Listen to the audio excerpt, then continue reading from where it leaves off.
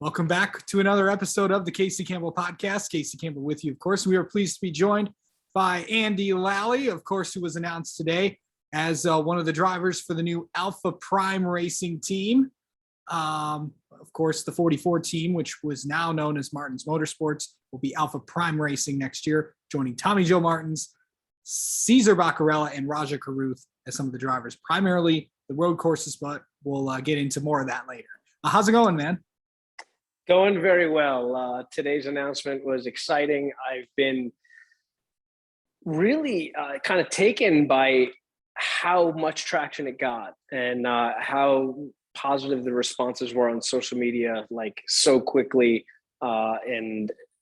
It's really cool to see from other drivers, from a lot of fans, from networks, from the series themselves, the positive feedback and sort of the welcome back for 2022 was very cool to see and feel and connect with everybody again.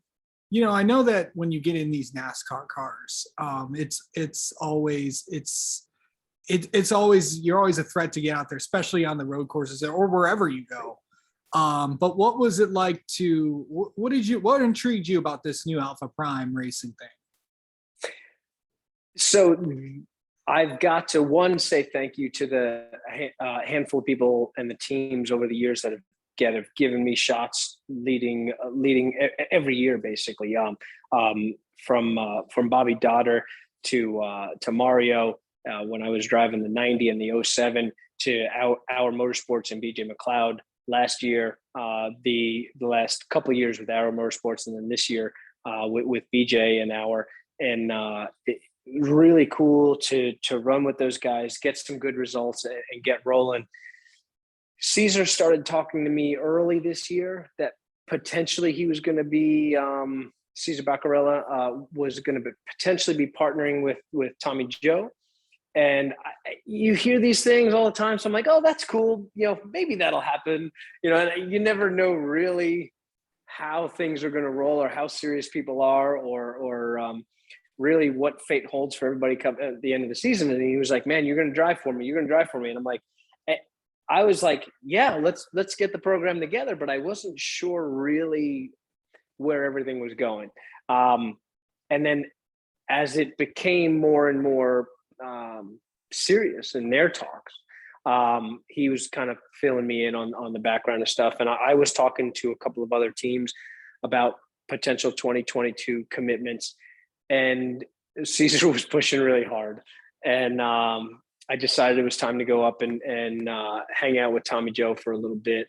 And I was he's got a tiny shop in Mooresville out by the drag strip, but it's really well run. And I sat down with Martins in his office in the shop, and we had a really good talk. I liked a lot of the traits that I saw in him as he wears a bunch of different, Tommy Joe wears a bunch of different hats in that series, in that team. You know, he's team owner, but he's also team manager. He's logistics. He's driver. And that's a lot to handle, but he's doing a good job handling it. And just, you know, from my kind of outside looking in, I looked at it as just a good potential. Cesar coming on board with his drive. I mean, he is gung ho all day. He is flat out. He wants results. He wants to be a winning NASCAR Xfinity racing team owner. And so he wants to win himself. He's going to be doing some of the races himself, but he's trying to put together the best program possible. And I was fortunate that both he and Tommy Joe believe that I'm the right guy for the job for the road courses. So it all seemed to fit. It seemed to make a lot of sense. And it's really neat that I'll be going from the 44 in IMSA to the 44 in the Xfinity series. So I'll be sharing the same number for 2022 with both of those cars. And that's kind of a neat deal too. Very funny, very ironic, coincidental. Yeah. Yeah. Back at, of course, your IMSA team back at Magnus Racing as well. Of course, you and John Potter, of course, will be running that way. Of course, you got the Petit Le Mans coming up in a few weeks. So we do. Good stuff there. I know we were also talking before we hit record. I know that there's something else you want to possibly do. I know you're just doing the road courses as of right now, but maybe are you open to more? Absolutely.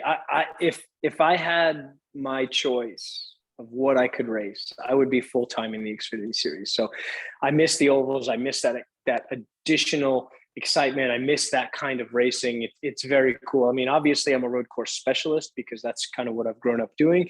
But I've never actually raced in the Xfinity Series on the oval. I've raced in trucks on oval. I've raced in Cup on ovals, but never in the Xfinity Series. So it's it would be a really neat opportunity. There's potential there. You never really know.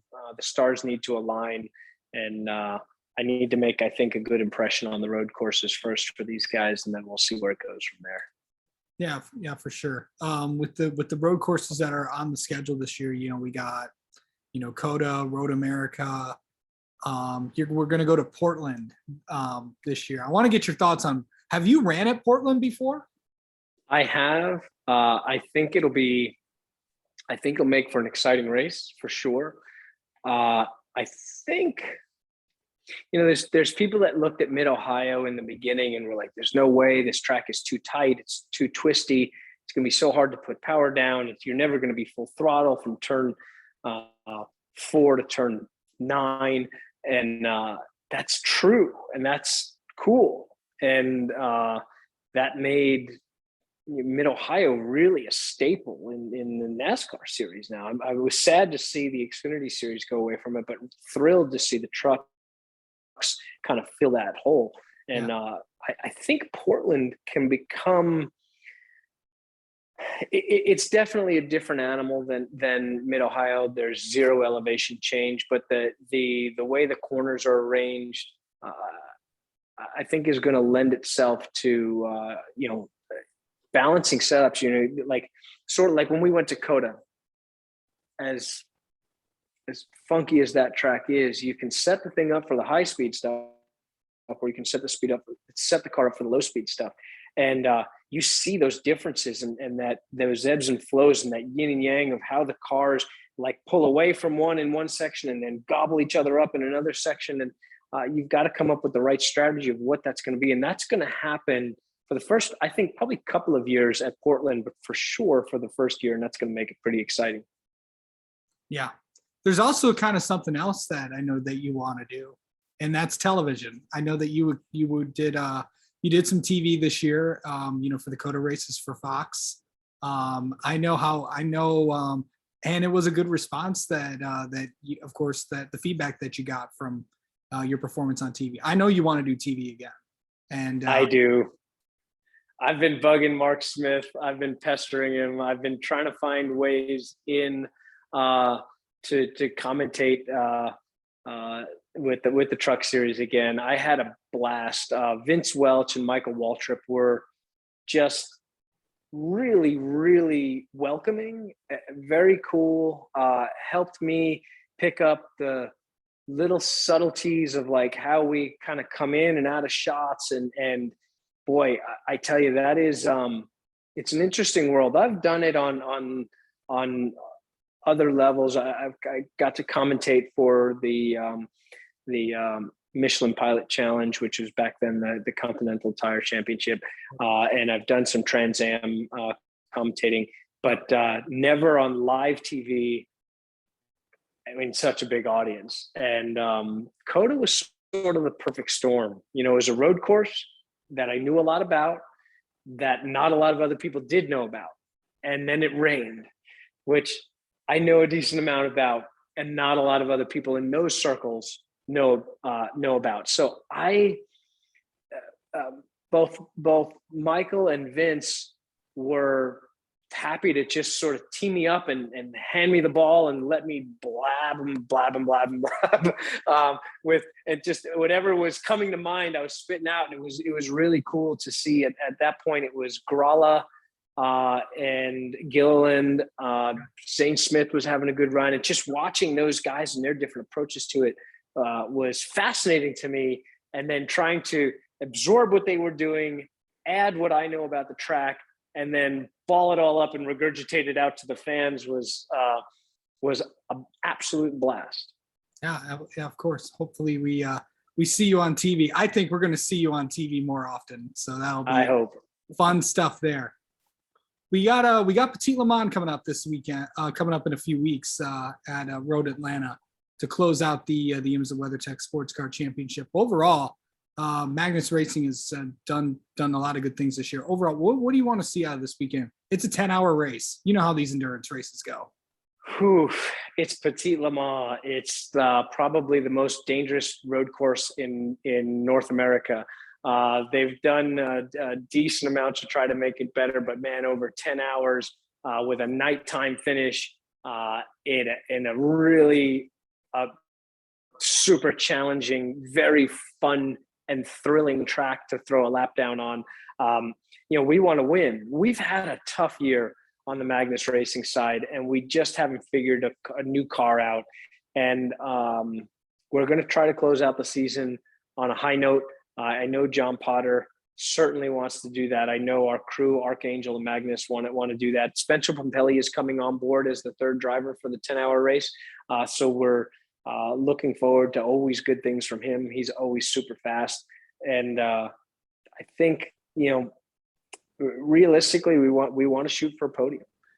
We wouldn't mind a little monkey wrench in the gears there if we were to rain or come up with some funky strategies that we would have to make calls on. I think that might potentially suit us. So we haven't had a good rain race this year, and maybe we can close out the year with one.